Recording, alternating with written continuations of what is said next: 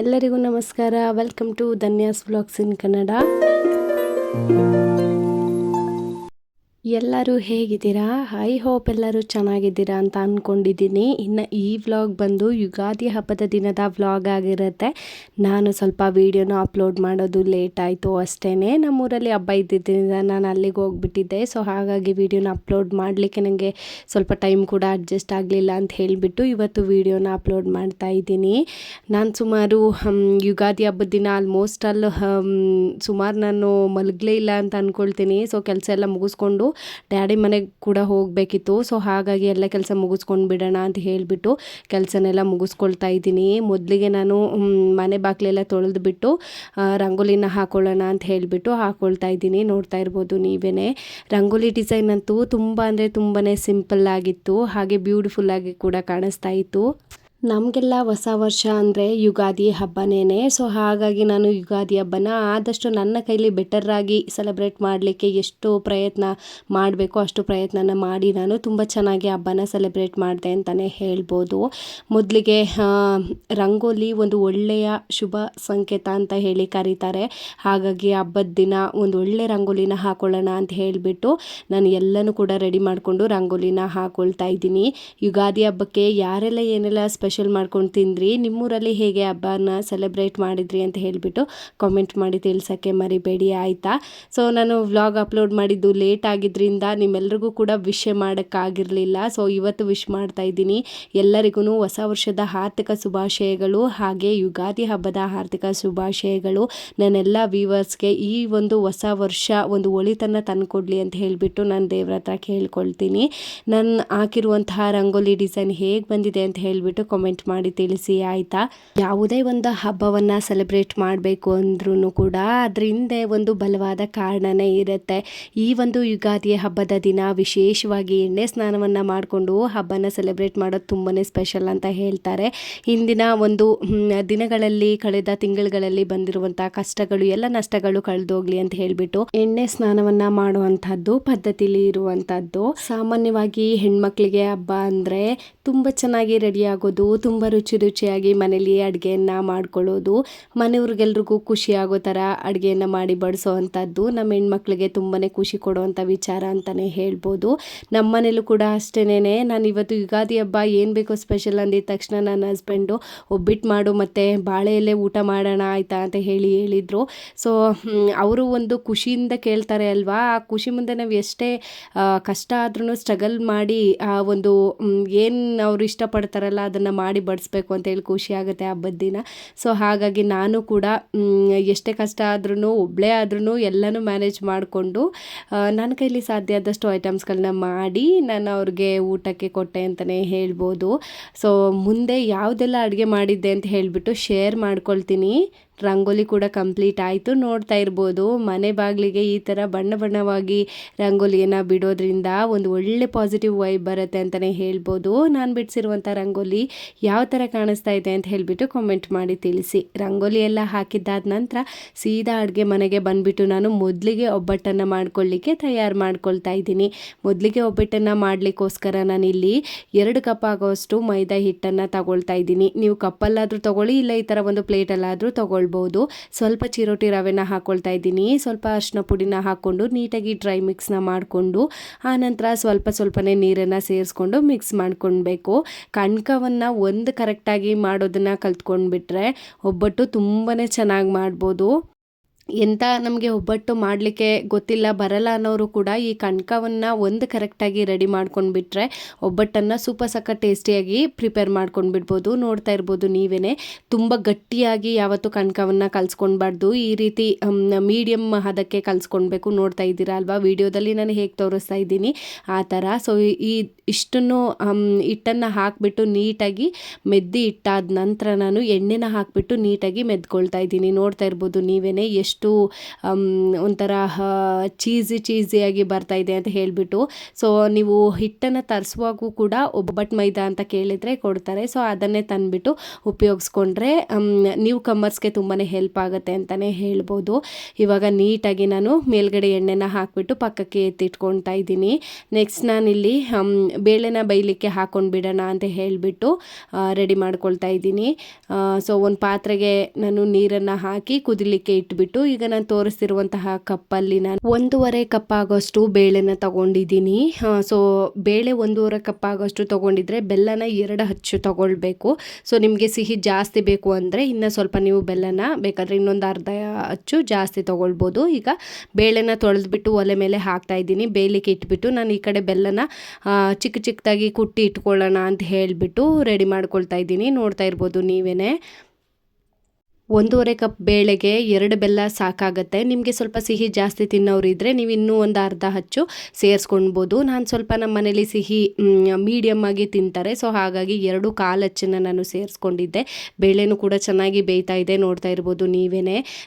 ತುಂಬ ಚೆನ್ನಾಗಿ ಬಂದಿತ್ತು ಒಬ್ಬಟ್ಟು ಹೋಳಿಗೆ ಅಂತಲೇ ಹೇಳ್ಬೋದು. ನೀವು ಕೂಡ ಮಿಸ್ ಮಾಡದೆ ಮನೆಯಲ್ಲಿ ಸಮಯ ಇದ್ದಾಗ ಒಂದ್ಸತಿ ಟ್ರೈ ಮಾಡಿ ನೋಡಿ. ಹಾಗೆ ಏನಾದರೂ ಟ್ರೈ ಮಾಡಿತ್ತು ಅಂದರೆ ಪ್ಲೀಸ್ ರೆಸಿಪಿ ಹೇಗೆ ಬಂದಿತ್ತು ಅಂತ ಹೇಳಿ ಕಾಮೆಂಟ್ ಹಾಕಿ. ಬೇಳೆನ ಬೇಯಿಸ್ಕೊಂಡು ಇವಾಗ ನೀರನ್ನೆಲ್ಲ ತೆಗೆದುಬಿಟ್ಟು ಬಸ್ದು ಇಟ್ಕೊಂಡಿದ್ದೀನಿ. ನೆಕ್ಸ್ಟ್ ನಾನಿಲ್ಲಿ ಬೆಲ್ಲನ ಕರಗಿಸ್ಕೊಳ್ಳೋಣ ಅಂತ ಹೇಳಿಬಿಟ್ಟು ಒಂದು ಪಾತ್ರೆನ ಇಟ್ಕೊಂಡು ಬೇಳೆನ ಬೇಯಿಸಿದ್ವಿ ಅಲ್ವಾ, ಅದರಲ್ಲಿ ಅರ್ಧ ಲೋಟ ನೀರಷ್ಟನ್ನು ಸೇರಿಸ್ಕೊಳ್ತಾ ಇದ್ದೀನಿ ನಾನು. ಈಗ ನೀರನ್ನು ಹಾಕೊಂಡಾದ ನಂತರ ಬೆಲ್ಲನೂ ಕೂಡ ಹಾಕ್ಕೊಂಡು ನೀಟಾಗಿ ಕರಗಲಿಕ್ಕೆ ಬಿಟ್ಕೊಳ್ಬೇಕು. ನೋಡ್ತಾ ಇರ್ಬೋದು ನೀವೇ. ಬೆಲ್ಲನ ನೀಟಾಗಿ ಕರಗಿಸ್ಕೊಂಡು ನೀವೇನಾದರೂ ಸೋಸ್ಕೊಳ್ತೀನಿ ಅಂತ ಹೇಳಿದರೆ ನೀಟಾಗಿ ಬೆಲ್ಲ ಕರಗಾದ ನಂತರ ನೀವು ಸೋಸ್ಕೊಳ್ಬೇಕಾದ್ರೆ ಹಾಕ್ಕೊಳ್ಬೋದು. ನೋಡ್ತಾ ಇರ್ಬೋದು ನೀವೇ.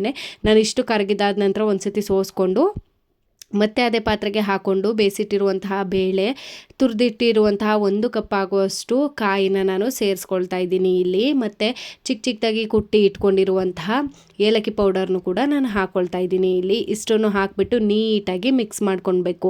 ಈ ಇಷ್ಟು ಪದಾರ್ಥಕ್ಕೆ ಬೆಲ್ಲ ಪಾಕ ತುಂಬ ಚೆನ್ನಾಗಿ ಹಿಡಿಯೋ ಥರ ಮಿಕ್ಸ್ ಮಾಡ್ಕೊಳ್ಬೇಕು. ನೋಡ್ತಾ ಇರ್ಬೋದು ನೀವೇ ಎಷ್ಟು ಚೆನ್ನಾಗಿ ಬೇಳೆಗೆ ನಾವು ಹಾಕಿರುವಂತಹ ಬೆಲ್ಲದ ಪಾಕ ನೀಟಾಗಿ ಹಿಡ್ಕೊಳ್ಳುತ್ತೋ ಅಷ್ಟು ಚೆನ್ನಾಗಿ ಹೋಳಿಗೆ ಬರುತ್ತೆ ಅಂತಲೇ ಹೇಳ್ಬೋದು. ಸೊ ನೋಡ್ತಾ ಇರ್ಬೋದು ಒಂದು 10ರಿಂದ 15 ನಿಮಿಷ ಲೋ ಫ್ಲೇಮಲ್ಲಿ ಬೇಯಿಸ್ಕೊಳ್ಬೇಕು. ನೋಡ್ತಾ ಇದ್ದೀರಲ್ವ ನೀವೇ, ನೀರು ಬಿಟ್ಕೊಂಡು ಎಷ್ಟು ಚೆನ್ನಾಗಿ ಬೇಯ್ತಾ ಇದೆ ಅಂತ ಹೇಳಿಬಿಟ್ಟು. ಸೊ ಇಷ್ಟನ್ನು ಬೇಯಿಸ್ಕೊಂಡಿದ್ದಾದ ನಂತರ ಸ್ವಲ್ಪ ಬಿಸಿ ಇರುವಾಗಲೇ ರುಬ್ಕೊಳ್ಬೇಕು. ತಣ್ಣಗಾಗ್ಬಿಟ್ರೆ ರುಬ್ಲಿಕ್ಕೆ ಅದು ಮಿಕ್ಸಿ ಆಡೋದಿಲ್ಲ ಸರಿಯಾಗಿ, ಅಲ್ಲೇ ಅಂಟ್ಕೊಳ್ಳುತ್ತೆ. ಸರಿಯಾಗಿ ಮಿಕ್ಸಿ ಓಡದೇ ಇದ್ದರೆ ಚೆನ್ನಾಗಿ ಅದು ನುಣ್ಣಗೆ ಪೇಸ್ಟ್ ಆಗಲ್ಲ. ನುಣ್ಣಗೆ ಪೇಸ್ಟ್ ಆಗಲಿಲ್ಲ ಅಂದರೆ ಒಬ್ಬಟ್ಟು ಒತ್ತಿದ ತಕ್ಷಣ ಚೆನ್ನಾಗಿ ಬರಲ್ಲ, ಆ ಥರ ಆಗಿಬಿಡುತ್ತೆ. ಹಾಗಾಗಿ ನಾನು ಸ್ವಲ್ಪ ಬಿಸಿ ಇರುವಾಗಲೇ ಮಿಕ್ಸರ್ ಬೌಲ್ಗೆ ಶಿಫ್ಟ್ ಮಾಡಿಕೊಂಡು ನಾನು ಇಲ್ಲಿ ರುಬ್ಬಿ ತಗೊಳ್ತಾ ಇದ್ದೀನಿ. ನೋಡ್ತಾ ಇರ್ಬೋದು ನೀವೇ ಎಷ್ಟು ನುಣ್ಣಗೆ ರುಬ್ಕೊಂಡಿದ್ದೀನಿ ಅಂತ ಹೇಳಿಬಿಟ್ಟು ತೋರಿಸ್ತೀನಿ ನೋಡಿ. ಇವಾಗ ಇಷ್ಟು ನುಣ್ಣಗೆ ರುಬ್ಕೊಂಡ್ರೆ ಸಾಕಾಗತ್ತೆ. ಹೂರ್ಣನ ನೀಟಾಗಿ ರುಬ್ಕೊಂಡು ಎತ್ತಿಟ್ಕೊಂಡಾಗಿದ್ದ ನಂತರ ನಾನಿಲ್ಲಿ ಬೇಳೆ ಸಾಂಬಾರಿಗೆ ರೆಡಿ ಮಾಡಿಬಿಡೋಣ ಅಂತ ಹೇಳಿಬಿಟ್ಟು ರೆಡಿ ಮಾಡ್ಕೊಳ್ತಾ ಇದ್ದೀನಿ. ಸೊ ಹಬ್ಬ ಅಂದರೆ ಸ್ಪೆಷಲ್ ಅಡುಗೆ ಇರಲೇಬೇಕಲ್ವಾ, ಅದರಲ್ಲಂತೂ ಅನ್ನ ಸಾಂಬಾರು ಅಂತೂ ಮಿಸ್ಸೇ ಮಾಡಲಿಕ್ಕಾಗಲ್ಲ. ಸೊ ಬೇಳೆ ಸಾಂಬಾರನ್ನ ಮಾಡಲಿಕ್ಕೆ ಬೇಳೆನ ಹಾಕ್ಕೊಂಡು ಕಟ್ ಮಾಡಿಟ್ಟಿರೋ ಟೊಮೊಟೊ, ತರಕಾರಿ, ನುಗ್ಗೆಕಾಯಿ ಮತ್ತು ರುಬ್ಬಿ ಇಟ್ಟಿರುವಂತಹ ಮಸಾಲೆ ಇಷ್ಟನ್ನು ಸೇರಿಸ್ಕೊಂಡು ಮಿಕ್ಸ್ ಮಾಡಿಕೊಂಡು ರುಚಿಗೆ ತಕ್ಕಷ್ಟು ಬೇಕಾಗಿರುವಂತಹ ಉಪ್ಪನ್ನು ಹಾಕ್ಕೊಂಡು ಮಿಕ್ಸ್ ಮಾಡಿಬಿಟ್ಟು ಲಿಟ್ಟನ್ನು ಕ್ಲೋಸ್ ಮಾಡಿ ಒಂದು 3 ವಿಷಲ್ ಕೂಗಿಸ್ಕೊಂಡ್ರೆ ಬೇಳೆ ಸಾಂಬಾರು ರೆಡಿನೇ ಆಗೋಗ್ಬಿಡುತ್ತೆ. ನೆಕ್ಸ್ಟು ಒಗ್ಗರಣೆ ಕೊಟ್ಕೊಂಡ್ಬಿಟ್ರೆ ಸಖತ್ ಟೇಸ್ಟಿ ಬೇಳೆ ಸಾಂಬಾರು ರೆಡಿ. ಸೊ ನಾನಿಲ್ಲಿ ಇವಾಗ ಬೇಳೆ ಸಾಂಬಾರು ರೆಡಿ ಆಗೋವರೆಗೆ ನಾನಿಲ್ಲಿ ಒಬ್ಬಟ್ಟನ್ನು ಈ ಕಡೆ ಬೇಯಿಸ್ಕೊಂಡು ಬಿಡೋಣ ಅಂತ ಹೇಳಿಬಿಟ್ಟು ರೆಡಿ ಮಾಡ್ಕೊಳ್ತಾ ಇದ್ದೀನಿ. ಹೂರ್ಣನ ನಾನು ಈ ಥರ ಉಂಡೆಗಳನ್ನಾಗಿ ಮಾಡಿ ಇಟ್ಕೊಂಡು ಆಮೇಲೆ ಒಬ್ಬಟ್ಟನ್ನು ಒತ್ತಲಿಕ್ಕೆ ರೆಡಿ ಮಾಡ್ಕೊಳ್ತಾ ಇರೋದು.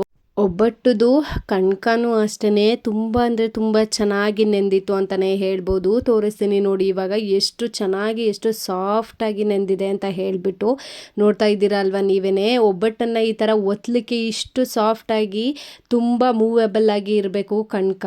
ಸೊ ನೋಡ್ತಾ ಇದ್ದೀರಾ ಅಲ್ವಾ ನೀವೇ ಎಷ್ಟು ಚೆನ್ನಾಗಿ ಬಂದಿದೆ ಅಂತ ಹೇಳಿಬಿಟ್ಟು. ನನಗಂತೂ ತುಂಬ ಅಂದರೆ ತುಂಬಾ ಖುಷಿ ಆಗ್ತಾಯಿತ್ತು ಒಬ್ಬಟ್ಟನ್ನ ಮಾಡಬೇಕಾದ್ರೆ. ಈ ಥರ ಒಂದು ಪರ್ಫೆಕ್ಟ್ ಕನ್ಸಿಸ್ಟೆನ್ಸಿಲಿ ಇದ್ದರೆ ಯಾರಿಗೆ ತಾನೇ ಒಬ್ಬಟ್ಟು ಮಾಡಲಿಕ್ಕೆ ಇಷ್ಟ ಆಗಲ್ಲ ಹೇಳಿ. ಸೊ ನಾನು ಇವಾಗ ಮೇಲ್ಗಡೆ ಇನ್ನೊಂದು ಸ್ವಲ್ಪ ಎಣ್ಣೆನ ಹಾಕ್ಕೊಂಡು ಇನ್ನೊಮ್ಮೆ ನಾದ್ಕೊಂಡು ನಾನಿಲ್ಲಿ ಹಿಟ್ಟನ್ನು ತೋರಿಸ್ತಾ ಇದ್ದೀನಿ ನೋಡಿ. ಕಣ್ಕ ಎಷ್ಟು ಸಖತ್ ಸಾಫ್ಟಾಗಿ ಬಂದಿದೆ ಅಂತ ಹೇಳಿಬಿಟ್ಟು ಇವಾಗ ನಾನು ಒಂದು ಬಾಳೆ ಎಲೆ ಮೇಲೆ ಒಬ್ಬಟ್ಟನ್ನು ಲಟ್ಟಿಸ್ಕೊಳ್ಳೋಕ್ಕೆ ರೆಡಿ ಮಾಡ್ಕೊಳ್ತಾ ಇದ್ದೀನಿ. ಕೈಯಲ್ಲೇ ಈ ಥರ ನೀಟಾಗಿ ಒತ್ಕೊಂಡು ಬಿಡ್ಬೋದು. ತುಂಬ ಅಂದರೆ ತುಂಬಾ ಚೆನ್ನಾಗಿ ಬರುತ್ತೆ ಅಂತಲೇ ಹೇಳ್ಬೋದು. ಸ್ವಲ್ಪ ಹಿಟ್ಟನ್ನು ಈ ಥರ ಸ್ಪ್ರೆಡ್ ಮಾಡಿಕೊಂಡು ಮಧ್ಯಕ್ಕೆ ಉಂಡೆ ಮಾಡಿ ಇಟ್ಟಿರುವಂತಹ ಹೂರಣವನ್ನು ಸೇರಿಸ್ಕೊಂಡು ನೀಟಾಗಿ ಒಂದು ಸತಿ ಕೈಯಲ್ಲಿ ಈ ಥರ ರೋಲ್ ಮಾಡ್ಕೊಂಡ್ಬಿಟ್ಟು ಎಣ್ಣೆನ ಹಾಕ್ಕೊಂಡು ಈ ಥರ ಸ್ಪ್ರೆಡ್ ಮಾಡ್ಕೊಳ್ತಾ ಇರೋದು ಅಷ್ಟೇನೆ. ತುಂಬ ಅಂದರೆ ತುಂಬ ಚೆನ್ನಾಗಿ ಬಂದಿತ್ತು ಒಬ್ಬಟ್ಟು ಅಂತಲೇ ಹೇಳ್ಬೋದು. ನೋಡ್ತಾ ಇದ್ದೀರಾ ಅಲ್ವಾ ನೀವೇ ಎಷ್ಟು ಚೆನ್ನಾಗಿ ಇಟ್ಟು ಸ್ಪ್ರೆಡ್ ಆಗ್ತಾ ಇದೆ ಅಂತ ಹೇಳಿಬಿಟ್ಟು. ತುಂಬ ಅಂದರೆ ತುಂಬ ಚೆನ್ನಾಗಿ ಮಾಡ್ಬೋದು ಒಬ್ಬಟ್ಟು. ಈ ಥರ ಏನಾದರೂ ಕಣ್ಕವನ್ನು ಪರ್ಫೆಕ್ಟಾಗಿ ರೆಡಿ ಮಾಡ್ಕೊಂಡ್ಬಿಟ್ರೆ. ಇವಾಗ ನಾನು ಇದನ್ನು ಸ್ಟವ್ ಮೇಲೆ ಒಂದು ತವನ ಇಟ್ಕೊಂಡು ಎಣ್ಣೆನ ಹಾಕಿ ತವ ಕಾದಿದ್ದಾದ ನಂತರ ನಾನಿಲ್ಲಿ ಒಬ್ಬಟ್ಟನ್ನು ಹಾಕಿಬಿಟ್ಟು ತೋರಿಸ್ತಾ ಇದ್ದೀನಿ. ನೋಡ್ತಾ ಇದ್ದೀರಾ ಅಲ್ವಾ ನೀವೇ ತುಂಬ ಅಂದರೆ ತುಂಬ ಚೆನ್ನಾಗಿ ಉಬ್ಕೊಂಡು ಬರುತ್ತೆ ಅಂತಲೇ ಹೇಳ್ಬೋದು. ಸ್ವಲ್ಪ ಚಿರೋಟಿ ರವೆನ ಹಾಕಿರೋದ್ರಿಂದ ಟೇಸ್ಟ್ ಕೂಡ ಅಷ್ಟೇ ತುಂಬ ಅಂದರೆ ತುಂಬ ಚೆನ್ನಾಗಿ ಬರುತ್ತೆ. ನೋಡ್ತಾ ಇದ್ದೀರಾ ಅಲ್ವಾ ನೀವೇ ಎಷ್ಟು ಚೆನ್ನಾಗಿ ಕಾಣಿಸ್ತಾ ಇದೆಯೋ ನೋಡಲಿಕ್ಕೆ. ತಿನ್ನಕ್ಕಂತೂ ತುಂಬ ಅಂದರೆ ತುಂಬಾ ಸಖತ್ ಟೇಸ್ಟಿಯಾಗಿ ಬಂದಿತ್ತು. ಇಷ್ಟಪಟ್ಟು ತಿಂದರು ಮನೇಲಿ ಎಲ್ಲರೂ ಅಂತಲೇ ಹೇಳ್ಬೋದು. ಸೊ ನೋಡ್ತಾ ಇದ್ದೀರಾ ಅಲ್ವಾ ನೀವೇ ಮಿಕ್ಕಿದಂತಹ ಒಬ್ಬಟ್ಟುಗಳನ್ನು ಕೂಡ ಹಾಕ್ಬಿಟ್ಟು ನಾನು ಒಂದೊಂದಾಗಿ ಎಲ್ಲನೂ ಬೇಯಿಸ್ಕೊಳ್ತಾ ಇರೋದು. ಇಲ್ಲಿ ಬೇಕು ಅಂದರೆ ಮೇಲ್ಗಡೆ ಸ್ವಲ್ಪ ಎಣ್ಣೆನೂ ಕೂಡ ಹಾಕ್ಕೊಂಡು ಬೇಯಿಸ್ಕೊಳ್ಬೋದು ನೀವು. ನಾನು ಹಂಚಿಗೆ ಹಾಕಿದ್ನಲ್ಲ ಎಣ್ಣೆ ಅದೇ ಸಾಕಾಗತ್ತೆ ಅಂತ ಹೇಳಿಬಿಟ್ಟು ಎಣ್ಣೆನ ಜಾಸ್ತಿ ಹಾಕ್ಲಿಕ್ಕೆ ಹೋಗಲಿಲ್ಲ. ಸೊ ಈ ಥರ ಒಂದಾದ್ಮೇಲೆ ಒಂದು ನಾನು ಬೇಯಿಸ್ಕೊಂಡು ಎಲ್ಲನೂ ನೀಟಾಗಿ ಎತ್ತಿಟ್ಕೊಳ್ತಾ ಇದ್ದೀನಿ. ಬಿಸಿ ಬಿಸಿ ಒಬ್ಬಟ್ಟಿಗೆ ತುಪ್ಪನ ಹಾಕ್ಕೊಂಡು ತಿಂತಾ ಇದ್ರೆ ಅದ್ರ ರುಚಿನೇ ಬೇರೆ ರೀ. ಒಂದ್ಸತಿ ತಿಂದು ನೋಡಿ ಬೇಕಾದರೆ ತುಂಬ ಇಷ್ಟಪಡ್ತೀರಾ. ಸೊ ನೋಡ್ತಾ ಇರ್ಬೋದು ನೀವೇ ಇವಾಗ ಎಷ್ಟು ಲೇಯರ್ ಆಗಿ ಬಂದಿದೆ ಅಂತ ಹೇಳಿ ತೋರಿಸ್ತೀನಿ ನೋಡಿ. ನಾನು ಬೇಕಾದರೆ ತಿನ್ನಲಿಕ್ಕೆ ಎಷ್ಟು ಸಖತ್ ಟೇಸ್ಟಿ ಅಂದರೆ ಅಷ್ಟು ಸಖತ್ ಟೇಸ್ಟಿಯಾಗಿ ಬಂದಿತ್ತು. ನೋಡ್ತಾ ಇರ್ಬೋದು ಯಾವ ಥರ ಒಂದು ಲೇಯರ್ ಬೈ ಲೇಯರ್ ಬಂದಿದೆ ಅಂತ ಹೇಳಿಬಿಟ್ಟು. ಸೊ ಇಷ್ಟು ಸಾಫ್ಟಾಗಿ ಟೇಸ್ಟಿಯಾಗಿ ಇರುವಂತಹ ಬೇಳೆ ಒಬ್ಬಟ್ಟನ್ನು ನೀವು ಒಮ್ಮೆ ಟ್ರೈ ಮಾಡಿ ಅಂತ ಹೇಳಲಿಕ್ಕೆ ಇಷ್ಟಪಡ್ತೀನಿ. ಅದಾಗಿದ್ದ ನಂತರ ನಾನು ಸ್ವಲ್ಪ ಅಡುಗೆ ಕೆಲಸನೂ ಮಾಡ್ಕೊಳ್ತಾ ಅದ್ರ ಜೊತೆಗೆ ಮೇನ್ ಡೋರ್ಗೆ ಮಾವಿನ ತೋರಣ ಎಲ್ಲ ಹಾಕಬೇಕಿತ್ತಲ್ಲ ಅದನ್ನು ಕೂಡ ರೆಡಿ ಮಾಡ್ಕೊಳ್ಳೋಣ ಅಂತ ಹೇಳಿಬಿಟ್ಟು ರೆಡಿ ಮಾಡ್ಕೊಳ್ತಾ ಇದ್ದೀನಿ. ಯಾವುದೇ ಹಬ್ಬಗಳಿಗಾದ್ರೂ ಅಷ್ಟೇನೆ ಮನೆಗೆ ಮೇನ್ ಡೋರ್ಗೆ ಮಾವಿನ ತೋರಣ ಕಟ್ಟಾಗ್ಲೇ ಅದಕ್ಕೊಂದು ಕಳೆ. ಸೊ ನಾನು ಈ ಥರ ಸ್ವಲ್ಪ ಡಿಫ್ರೆಂಟಾಗಿರಲಿ ಅಂದ್ಬಿಟ್ಟು ಈ ಥರ ತೋರಣವನ್ನು ರೆಡಿ ಮಾಡ್ಕೊಂಡಿದ್ದೆ ಈ ಸತಿ. ನೋಡ್ತಾ ಇದ್ದೀರಾ ಅಲ್ವಾ. ಆದರೆ ನನಗೆ ಡಬಲ್ ಸೈಡ್ ಪ್ಲಾಸ್ಟರ್ ಕೂಡ ಇರಲಿಲ್ಲ, ಸ್ಟಾಪ್ಲರ್ ಪಿನ್ ಕೂಡ ಇರಲಿಲ್ಲ. ಸೊ ಪಿನ್ ಮಾಡಿದ್ದಿದ್ರೆ ತುಂಬ ಚೆನ್ನಾಗಿ ಕಾಣಿಸ್ತಿತ್ತು ಅಂತ ಅನಿಸುತ್ತೆ. ಪ್ರತಿಯೊಂದು ಎಲೆಗೂ ಕೂಡ ಹೂವು ಹಾಕೋಣ ಅಂತ ನಾನು ಅಂದ್ಕೊಂಡೆ, ಬಟ್ ಆಗಲೇ ಇಲ್ಲ. ಸೊ ಮಧ್ಯೆ ಮಧ್ಯೆ ಇರುವಂತಹ ಎಲೆಗಳಿಗೆ ನಾನು ಹೂವನ್ನು ಹಾಕಿಬಿಟ್ಟು ತೋರಣವನ್ನು ರೆಡಿ ಮಾಡಿಕೊಂಡೆ. ಈ ಥರ ಒಂದು 3-4 ಹೂವು ಇಡೋಕ್ಕಾಯಿತು ಅಷ್ಟೇನೆ, ಜಾಸ್ತಿ ಹೂವನ್ನು ಇಡೋಕ್ಕಾಗಲಿಲ್ಲ. ಸೊ ಎಷ್ಟಾಯಿತೋ ಅಷ್ಟರಲ್ಲೇ ರೆಡಿ ಮಾಡೋಣ ಅಂತ ಹೇಳಿಬಿಟ್ಟು ರೆಡಿ ಮಾಡಿದ್ದಾಯಿತು.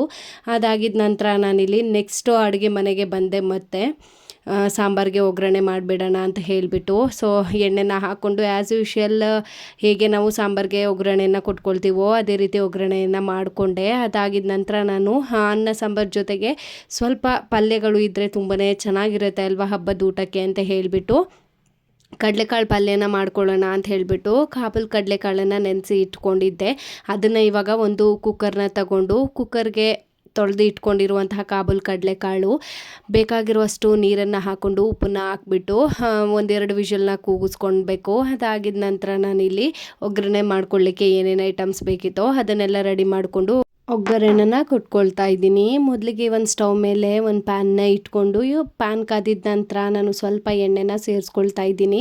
ಸ್ವಲ್ಪ ಸಾಸಿವೆ, ಕಡಲೆಬೇಳೆ ಮತ್ತು ಕರಿಬೇವಿನ ಸೊಪ್ಪು, ಈರುಳ್ಳಿ ಇಷ್ಟನ್ನು ಹಾಕ್ಬಿಟ್ಟು ನೀಟಾಗಿ ಫ್ರೈ ಮಾಡ್ಕೊಳ್ಬೇಕು.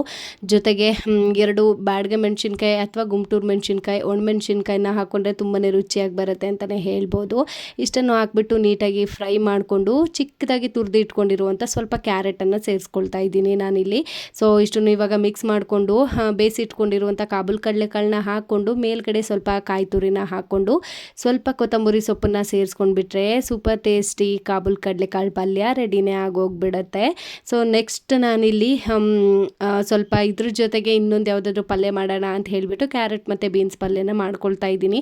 ಅದನ್ನು ಕೂಡ ಬೇಯಿಸಿ ಇಟ್ಕೊಂಡಿದ್ದೆ, ಒಗ್ಗರಣೆ ಹಾಕ್ಕೊಳ್ತಾ ಇದ್ದೀನಿ. ಅದಕ್ಕೂ ಕೂಡ ರೆಸಿಪಿ ಆಲ್ರೆಡಿ ಶೇರ್ ಆಗಿರೋದ್ರಿಂದ ನಾನು ಮತ್ತೆ ಏನು ಎಕ್ಸ್ಪ್ಲೇನ್ ಮಾಡಲಿಕ್ಕೆ ಹೋಗಲಿಲ್ಲ. ಜಸ್ಟ್ ವಿಡಿಯೋದು ಒಂದು ಕ್ಯಾಪ್ಚರ್ ತೊಗೊಂಡಿದ್ದೆ, ಅದನ್ನು ಕೂಡ ಇಲ್ಲಿ ಹ್ಯಾಡ್ ಮಾಡ್ಕೊಳ್ತಾ ಇದ್ದೀನಿ ಅಷ್ಟೇನೆ. ಸೊ ನೋಡ್ತಾ ಇರ್ಬೋದು ನೀವೇ ಹಬ್ಬಕ್ಕೆ ಈ ಥರ 2-3 ಥರ ಪಲ್ಯಗಳು ಮಾಡೋದು ಕೂಡ ಒಂದು ಕಳೆ ಊಟಕ್ಕೆ ಅಂತಲೇ ಹೇಳ್ಬೋದು. ಅದಾಗಿದ ನಂತರ ಅನ್ನಕ್ಕೆ ಇಟ್ಬಿಟ್ಟು ನಾನಿಲ್ಲಿ ಹೆಸರುಬೇಳೆ ಚರ್ಪನ್ನು ಮಾಡ್ಕೊಳ್ತಾ ಇದ್ದೀನಿ. ನೆನೆಸಿಟ್ಟಿರುವಂಥ ಹೆಸರುಬೇಳೆನ ಹಾಕ್ಕೊಂಡು ಕ್ಯಾರೆಟ್ ಮತ್ತು ಕಟ್ ಮಾಡಿಟ್ಟಿರುವಂಥ ಸೌತೆಕಾಯಿನ ಹಾಕ್ಕೊಂಡು ಪೆಪ್ಪರ್ ಪೌಡ್ರು ಮತ್ತು ಉಪ್ಪನ್ನು ಹಾಕ್ಕೊಂಡ್ಬಿಟ್ಟು ಮಿಕ್ಸ್ ಮಾಡ್ಕೊಂಡು ಸೇರಿಸ್ಕೊಂಡ್ಬಿಟ್ರೆ ಆಗೋಯ್ತು. ಬೇಕು ಅಂದರೆ ನೀವು ಕೊತ್ತಂಬರಿ ಸೊಪ್ಪನ್ನು ಕೂಡ ಸೇರಿಸ್ಕೊಳ್ಬೋದು. ನಾನು ಇಲ್ಲಿ ಸೇರಿಸಿಲ್ಲ ಅಷ್ಟೇ. ಅದಾಗಿದ ನಂತರ ಅಡುಗೆ ಕೆಲಸ ಎಲ್ಲನೂ ಮುಗಿಸಿ ಅಡುಗೆ ಮನೆಯೆಲ್ಲ ನೀಟಾಗಿ ಕ್ಲೀನ್ ಮಾಡಿಕೊಂಡು ಒಂದು ಕಡೆಯಿಂದ ಮೊನೆನ ಮಾಪ್ ಮಾಡ್ಕೊಂಡು ಬರ್ತಾ ಇದ್ದೀನಿ. ಸುಮಾರು 6:30 ಮೇಲೆ ಯುಗಾದಿ ಹಬ್ಬದ ಎಣ್ಣೆ ಸ್ನಾನ ಮಾಡಲಿಕ್ಕೆ ಒಳ್ಳೆ ಮುಹೂರ್ತ ಇತ್ತಲ್ವ. ಸೊ ಹಾಗಾಗಿ ನಾನು ಸೂರ್ಯ ಹುಟ್ಲಿ ಅಂತ ಹೇಳಿಬಿಟ್ಟು ಕಾಯ್ತಾ ಇದ್ದೆ. ಸೊ ಇವಾಗ ಸೂರ್ಯ ಕೂಡ ಬಂದರು, ನಮ್ಮ ಹೊಸ ವರ್ಷದ ಹೊಸ ಸೂರ್ಯ. ಸೊ ಸುಮ್ಮನೆ ತಮಾಷೆ ಮಾಡಿದೆ ಅಷ್ಟೇ. ಸೂರ್ಯ ಯಾವತ್ತಿದ್ರು ಎಲ್ರಿಗೂ ಒಂದೇ, ಬಟ್ ದಿನಗಳು ಚೇಂಜ್ ಆಗ್ತಾ ಇದ್ದಾವೆ ಅಷ್ಟೇ. ಅದಾಗಿದ್ದ ನಂತರ ನಾನು ಕೂಡ ಫ್ರೆಶ್ ಅಪ್ ಆಗಿಬಿಟ್ಟು ಈ ಥರ ಸಿಂಪಲ್ಲಾಗಿ ರೆಡಿಯಾಗಿದ್ದೆ, ನೋಡ್ತಾ ಇರ್ಬೋದು ನೀವೇ. ಅದಾಗಿದ್ದ ನಂತರ ದೇವ್ರ ಮನೆಯೂ ಕೂಡ ಪಟ ಪಟ ಅಂತ ರೆಡಿ ಮಾಡಿಬಿಟ್ಟು ಪೂಜೆನ ಮುಗಿಸ್ಕೊಂಡು ಬಿಡೋಣ ಅಂತ ಹೇಳಿ ರೆಡಿ ಮಾಡ್ಕೊಳ್ತಾ ಇದ್ದೀನಿ. ಹೆಣ್ಮಕ್ಳಿಗೆ ಹಬ್ಬ ಅಂದ್ರೇ ಚೆನ್ನಾಗಿ ರೆಡಿ ಆಗೋದು, ದೇವ್ರ ಪೂಜೆ ಮಾಡೋದು. ಸೊ ಅದಾಗಿದ ನಂತರ ಹಸ್ಬೆಂಡ್ ಕೂಡ ಫ್ರೆಶ್ ಅಪ್ ಆಗಿಬಿಟ್ಟು ಬಂದರು. ಅವರಿಗೆ ಎಣ್ಣೆಲ್ಲ ಹಚ್ಚಿದ್ದೆಲ್ಲ ಕ್ಯಾಪ್ಚರ್ ಮಾಡಲಿಲ್ಲ, ಅವ್ರಿಗೆ ಇಷ್ಟ ಇಲ್ಲ ಅಂತೆ. ಸೊ ವಿಡಿಯೋದಲ್ಲೆಲ್ಲ ಅಷ್ಟೊಂದು ತೋರಿಸ್ಕೊಳ್ಳೋಕೆ ಇಷ್ಟ ಆಗಲ್ಲ ಅವ್ರಿಗೆ, ಹಾಗಾಗಿ ಅವರು ಬೇಡ ಅಂತ ಹೇಳಿದರು. ನಾನು ಅದಕ್ಕೆ ಕ್ಯಾಪ್ಚರ್ ಮಾಡಲಿಕ್ಕೆ ಹೋಗಲಿಲ್ಲ. ಅದಾಗಿದ ನಂತರ ದೇವರಿಗೆ ಗಂಧದ ಕಡ್ಡಿ ಎಲ್ಲ ಹಚ್ಚಿಬಿಟ್ಟು ನನಗೆ ಗೊತ್ತಿರೋ ಅಷ್ಟು ಶ್ಲೋಕಗಳನ್ನೆಲ್ಲ ಹೇಳಿಕೊಂಡು ಮನೆ ಬಾಗಿಲಿಗೂ ಕೂಡ ಧೂಪ ದೀಪವನ್ನು ಬೆಳಗಿಸಿ ಪೂಜೆನೆಲ್ಲ ನಾನು ಮುಗಿಸ್ಕೊಳ್ತಾ ಇದ್ದೀನಿ. ನೋಡ್ತಾ ಇರ್ಬೋದು ನೀವೇ.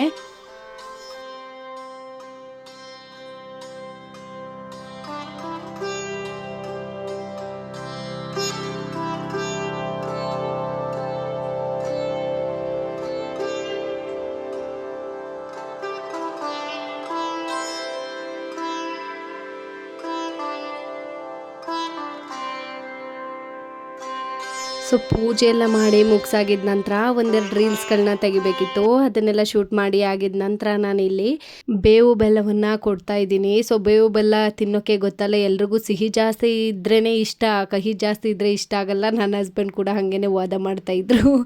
ತುಂಬ ಹೊತ್ತು ನಿಲ್ಲಿಸ್ಕೊಂಡು ವಾದ ಮಾಡಿದ್ದಾದ ನಂತರ ಹೆಂಗೋ ತಿಂದರು ಒಟ್ಟಿನಲ್ಲಿ. ಅದಾಗಿದ ನಂತರ ನನಗೆ ಸ್ವಲ್ಪನೇ ಬೇವು ಜಾಸ್ತಿ ಬೆಲ್ಲನ ಕೊಟ್ಟರು.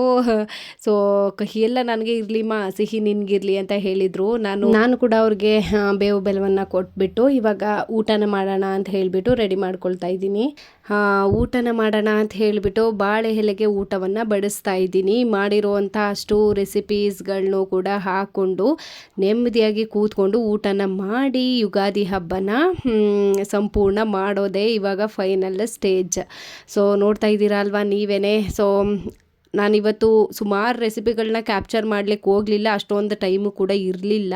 ಸೊ ಇವಾಗ ಕ್ವಿಕ್ಕಾಗಿ ನೋಡ್ಕೊಂಡು ಬಿಡೋಣ ಏನೇನೆಲ್ಲ ರೆಸಿಪೀಸ್ನ ಮಾಡಿದ್ದೆ ಅಂತ ಹೇಳಿಬಿಟ್ಟು ನಿಮ್ಮೆಲ್ಲರಿಗೂ ತೋರಿಸ್ತಾ ಹಾಗೆ ಬೇಳೆ ಒಬ್ಬಟ್ಟಂತೂ ಮಾಡಿದ್ದೆ. ಒಬ್ಬಟ್ಟಿಗೆ ತುಪ್ಪವನ್ನು ಹಾಕ್ಕೊಂಡಿದ್ದೀನಿ. ಅದಾದ ನಂತರ ಕ್ಯಾರೆಟ್ ಮತ್ತು ಬೀನ್ಸ್ ಪಲ್ಯ, ಕಾಬೂಲ್ ಕಡಲೆಕಾಳು ಪಲ್ಯ ಮತ್ತು ಹಸಿರುಬೇಳೆ ಚರ್ಪು, ಹಪ್ಪಳ, ಉಪ್ಪಿನಕಾಯಿ, ಮತ್ತು ನಾನಿಲ್ಲಿ ಯುಗಾದಿ ಹಬ್ಬಕ್ಕೆ ಸ್ಪೆಷಲ್ ಅಂದರೆ ಮಾವಿನಕಾಯಿ ಚಿತ್ರಾನ್ನ, ಅದನ್ನು ಕೂಡ ಮಾಡಿದ್ದೆ. ಅದಾಗಿದ ನಂತರ ನಾನು ವೈಟ್ ರೈಸನ್ನು ಹಾಕ್ಕೊಳ್ತಾ ಇದ್ದೀನಿ. ಬಿಸಿ ಬಿಸಿ ಸಾಂಬಾರು ನೋಡ್ತಾ ಇದ್ದೀರಾ ಅಲ್ವಾ ನೀವೇ. ಅದಾಗಿದ ನಂತರ ನಾನು ಕಟ್ ಮಾಡಿಟ್ಟಿರುವಂಥ ಸೌತೆಕಾಯಿ, ಹಪ್ಪಳ ಮತ್ತು ಸ್ವಲ್ಪ ಟೊಮೊಟೊ ಬಾತ್ ಕೂಡ ಮಾಡಿದ್ದೆ. ಹಸ್ಬೆಂಡ್ಗೆ ತುಂಬಾ ಇಷ್ಟ ಅಂತ ಹೇಳಿಬಿಟ್ಟು ಅದನ್ನು ಕೂಡ ವಿಡಿಯೋನು ಕ್ಯಾಪ್ಚರ್ ಮಾಡಲಿಕ್ಕೆ ಹೋಗಲಿಲ್ಲ. ಅದಾಗಿದ ನಂತರ ಮಾವಿನಕಾಯಿ ಅಂದರೆ ಯುಗಾದಿ ಹಬ್ಬಕ್ಕೆ ಸ್ಪೆಷಲ್ ಅಲ್ವಾ ಅಂತ ಹೇಳಿಬಿಟ್ಟು ಅದನ್ನು ಕೂಡ ಕಟ್ ಮಾಡಿ ಇಟ್ಕೊಂಡಿದ್ದೆ ನಾನು. ಅದನ್ನು ಕೂಡ ಇಲ್ಲಿ ನಾನು ಸರ್ವ್ ಮಾಡ್ಕೊಳ್ತಾ ಇದ್ದೀನಿ.